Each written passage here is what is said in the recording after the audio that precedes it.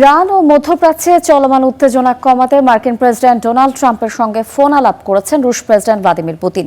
আলোচনায় ইরান ও মধ্যপ্রাচ্যে চলমান সংঘাত দ্রুত সমাধানের লক্ষ্যে ট্রাম্পকে কিছু প্রস্তাব দিয়েছেন পুতিন।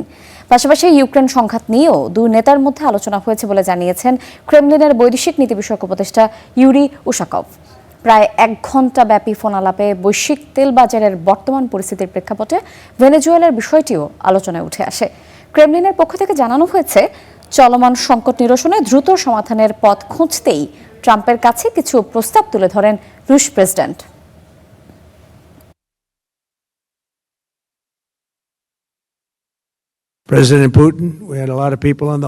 প্রেসিডেন্ট পুতিনের সঙ্গে ফোনে কথা হয়েছে। আমরা ইউক্রেন নিয়ে কথা বলেছি, যা যেন শেষ না হওয়া এক সংঘাতে পরিণত হয়েছে। মনে হচ্ছে তারা কোনো সমাধানে পৌঁছাতে পারছেন না। তবে এই বিষয়টি নিয়ে আমাদের আলোচনা ইতিবাচক ছিল। এছাড়া আমরা মধ্যপ্রাচ্যের পরিস্থিতি নিয়েও কথা বলেছি। তিনি সেখানে সহায়ক ভূমিকা রাখতে চান।